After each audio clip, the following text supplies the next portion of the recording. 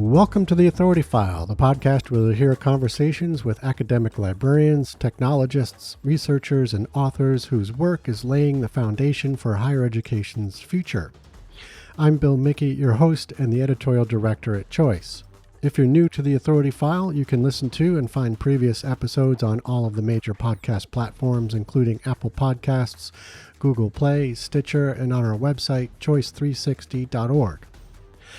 One of the more exciting aspects of academic librarianship is the constant stream of innovation that's happening in campus libraries across the country. From big solutions to small, librarians are especially adept at finding new ways to serve their communities, make their own jobs more efficient, or advance the profession into new realms. In this four-part series, which is provided with support from Sage Publishing, I'm excited to speak with three librarians who have each developed their own projects. We'll devote an episode to each of them, and Martha Sedgwick, Vice President of Innovation at Sage, will be on hand to provide further perspective on the innovation happening across the market. In the fourth episode, we'll all come back together and hear specific takeaways from each of our guests that they learned while working on their projects. Along with Martha, my guests include Jamia Williams, Health Sciences Librarian at SUNY Brockport and co-host of the LibVoices podcast, Lauren Puzier, User Experience Librarian at University at Albany, who helped develop the library system's status discovery tool, an online dashboard that alerts users to the status of the library's digital resources, and Daryl Sturr, Director of Digitization and Digital Preservation Services at Baylor University, who was instrumental in building the Black Gospel Music Preservation Project from the ground up. In this second episode, we're joined by Lauren, who talks about her award-winning system status discovery tool that she helped develop.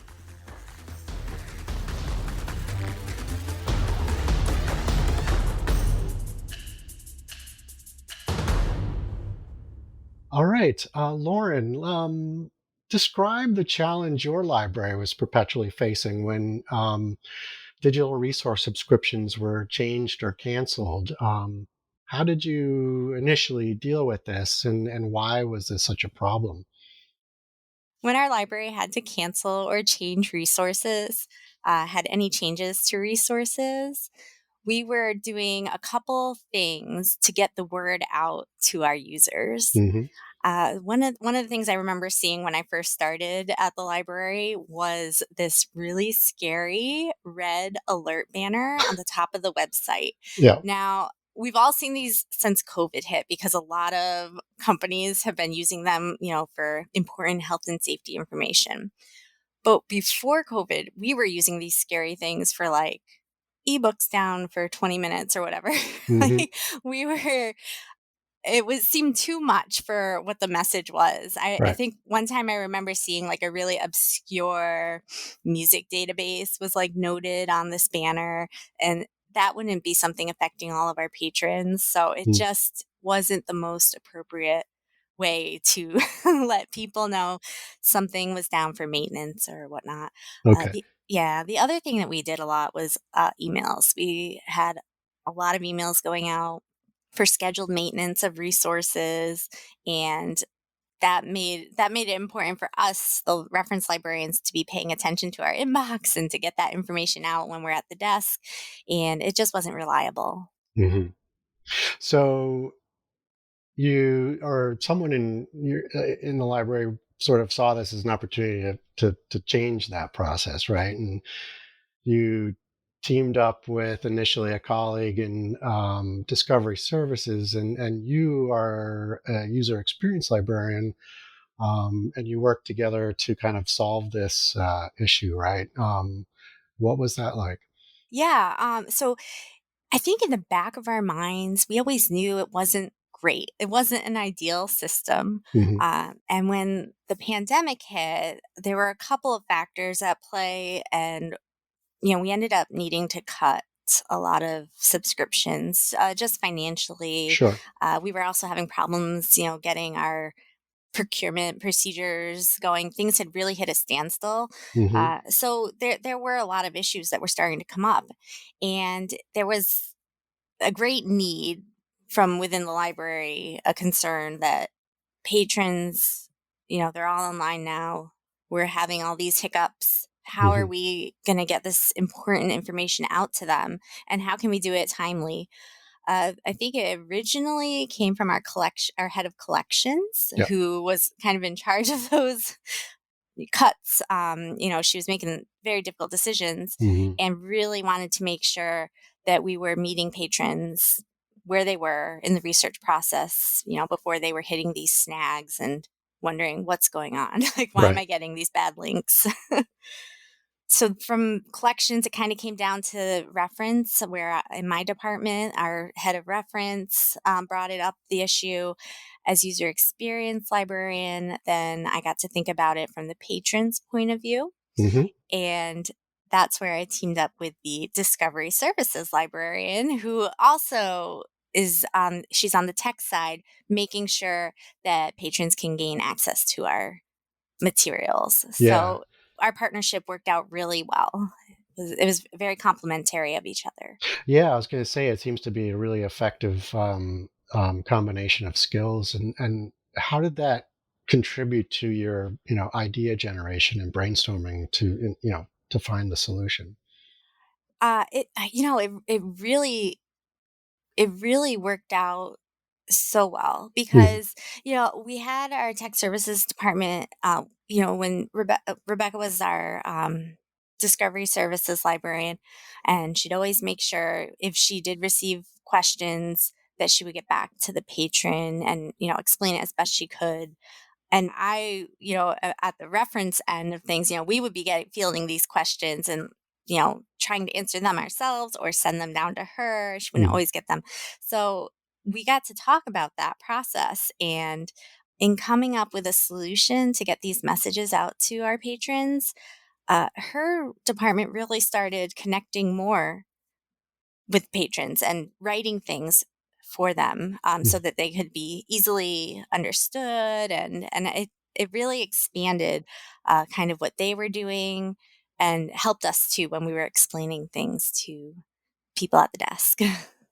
Okay, so it sounds like there was this sort of natural focus on not just in a reactive way, but maybe in a proactive way, sort of focus on patron services and sort of meeting them where they're at. Probably due to COVID and everybody going online and not being there in person. So is that kind of what you're getting at? Absolutely. Yeah. Yeah. Yes. So then, what did you ultimately come up with to solve this issue? So ultimately, what we came up with was to have a dashboard, Hmm. which we're calling system statuses. And the idea, it's not completely novel. A lot of companies do use a system status dashboard. You'll see it a lot in like the tech area. Tech companies use it often, and even our own ITS department had a version of this. Hmm. We did look around a bit, didn't see it too much in libraries, but it seemed to be the right solution. And we were thinking about things like, I like to think about what patrons do and when they hit these snags. What is their immediate reaction? Right. So one example I can give you is when you go to open Netflix and it's not loading. Your immediate reaction might be to pull your phone over and Google, is Netflix down? Like, what's going on? Yeah. um, and similarly, last year in October 4th, Facebook and all of its subsidiaries went down for Hmm. I think it was 4 hours. And in that short period of time, is Facebook down was like the top Google trend worldwide. I mean, it was just huge. So we know that users are proactively seeking information when they hit, when something doesn't work the way they expected it to. Mm. So we figured that's what's going to happen at the library. Let's let's use that to our advantage. Right. Let's get the information in front of them when they're going to be looking for it.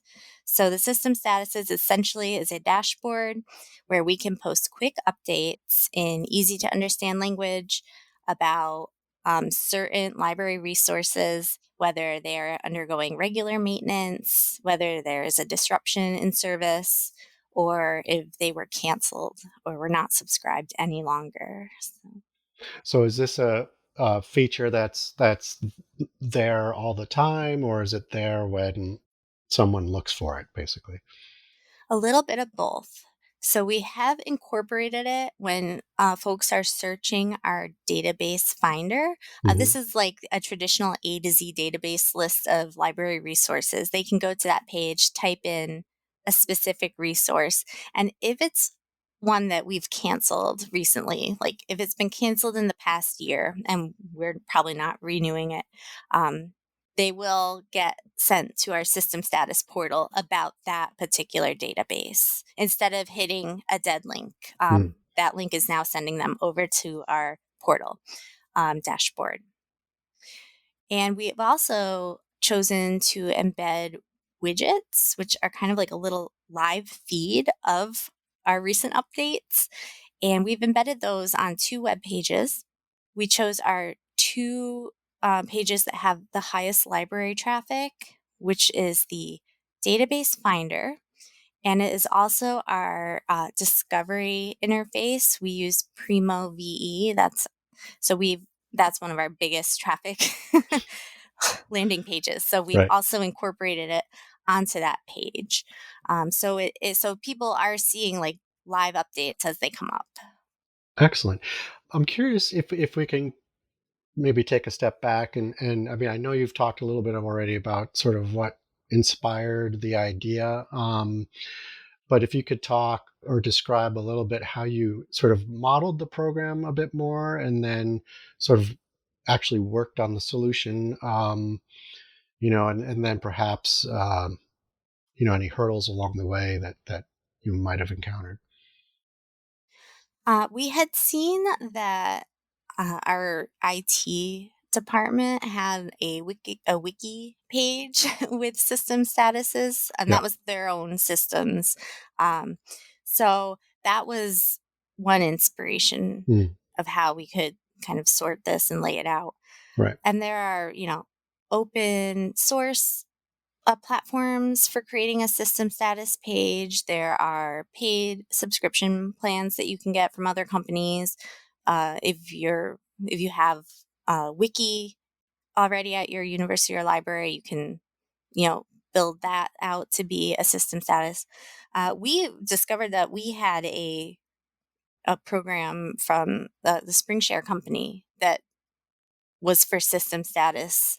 And I don't know if it's, designed for, the library printers are down or what kind of systems they were intending it to be for. But we thought it looked like it would work really well for our databases and e-resources at the time. Hmm. So that was because we had already subscribed to that, that was a natural solution for us to use that. But we would have explored other avenues if we didn't have access to that particular Was there a platform. cost associated with that, or had you already, since you had that platform, did you simply have to just turn it on? Exactly. Yeah. We had already it's a package that we Yeah. had. It was something we never used, a feature Hmm. in the package. Yeah. So we were just able to use it. Nice. So that was lucky for us. So what did that look like in execution? Like, if you go back to day one when you actually flipped the switch and rolled it out, what did you see happen from there? So at the time, the head of reference librarian, she took one for the team and sat down and manually entered all of our database subscription resources. And said it wasn't so bad, so which is great. Yeah. But yes, thanks to her, like she did the heavy work of Mhm. getting all those resources in there. This platform allowed us to sort them into a folder called databases. So on the public side, a patron can go to the dashboard, they'll see the database folder, and they can just open it up, and it's all there alphabetical, the name of the database and whatever status we've assigned to it. Mm. So we did like that. The other thing we liked about it was to make an update in this particular platform was very easy. We could come up with our own tags. So for example, canceled or ceased for some publications or down for maintenance, we could make our own status tags. And then you would just select your tag and add an update. It was like instant, just push the updates out to everybody right away. So that was very nice. Was there a sort of deliberative process in sort of coming up with the correct language or correct language for those tags that and how to describe what's going on with a particular database, for example? Yeah. I did spend some time looking around at Yeah. what others were doing. Like our own IT department, what were their tags? I did not particularly care for their tags. but Right. but yes, we definitely put time and thought into it. Another thing that we put time and thought into is, what do we actually call this thing? What do we call these widgets? Yeah. Um, and we had a committee at our library called the Online Public Interface Committee. So, Hmm. and they've been around forever. And we actually took the question to them, and gave them, some language options, and explained what this thing does, Right. and they helped us come up with, what to call this thing, and considerations in that regard. So it was very, very lucky of us to be able to use our own committee, our own folks, to help build this thing. Absolutely. So, can you talk about sort of the results that you've seen come out of this? And again, always love to hear how librarians are measuring the success of their initiatives. Yeah, definitely. And it's something we're still working on. Hmm. But one of the first major things was those COVID related cancellations that Right. we had to do. So we had the director of collections actually draft up some copy for us, so that when one of those cancellations came up, we could apply this really, nice statement about what was going on. And it offered, links to get the patron help or access to the resource in another way. So, we teamed up with her to get that. And we applied that to many databases that had to be canceled, whether it was temporary or not. Hmm. And so a lot of folks, searching in the first year and a half after COVID, we're getting these texts, this information. So it was very helpful. The way that we write it, I think it helped alleviate kind of some of that frustration. It made it more understandable to patrons what was going on. We weren't trying to just not provide you with anything. We're doing our best, and here's some other options. Right. So that was very helpful. And another useful thing for us, if as far as tracking, and is that this system, it has a running history of the statuses at the resource level, as well as an aggregated history of statuses across all of our resources. And it has helped like highlight routine issues that come up with particular Oh, resources or certain wow. databases. So yeah, if we do get a weird question at the reference desk, a librarian might tag it for the Hmm. tech side to look at. They can actually go back through the history of that particular database to see, did this come up last year, and then they can, go back to the solution to make the repair quick or whatever. So that kind of running history that we're building up has been helping the team in many ways. That's really cool. Yeah, had you anticipated that, or was that just kind of a cool It was just kind byproduct? of a cool byproduct. Yeah, Yeah. nice. Excellent. So Martha, System Status Discovery won a Sage Technology Award during ERNL, correct? What did your team especially like about it? Yeah, it was. Yeah, this year was the first time that technology from Sage had joined up with ERNL to sponsor this award, and I think, what did we like about this one? I think one of the first thing that struck the judges was the priority that Lauren and her team had given to the user experience. Yeah. Working really hard to think about how to reach users where they are. How to deliver library services into the patron's workflow to anticipate problems and not allow the users to hit those barriers, but to catch them before they fell.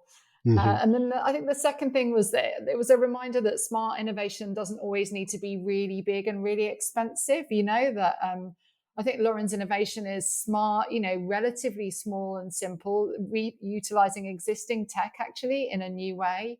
Yep.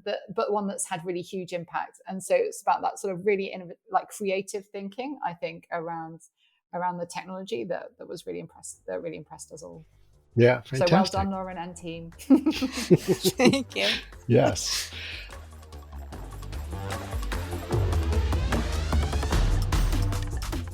You just heard from Lauren Puzier, User Experience Librarian at University at Albany, and Martha Sedgwick, Vice President of Innovation at Sage. This 4-part series is brought to you with support from Sage Publishing. Join us next week when we continue our series on innovation in academic libraries with our next guest, Daryl Sturr, Director of Digitization and Digital Preservation Services at Baylor University, who was instrumental in building the Black Gospel Music Preservation Project from the ground up. But in 2002, with a new library dean that came from an information systems background, he decided to move a group out of IT, the academic technology group, move them from IT and into the libraries. Baylor Libraries had already had a unique relationship with IT, and that's actually to say a good one. We had a really good relationship with IT. Yeah, you should qualify that. But pulling academic technology into the library and forming this new department was called the Electronic Library. It would bring some specialized technical IT skills into the library, and it was a unique opportunity to make this project successful. As always, sponsorship and advertising for the Authority File podcast are handled by Choice's advertising manager, Pam Marino, and all of our episodes are produced and edited by Choice's digital media producer, Sabrina Kofer. That's all for this week. Thanks for joining us.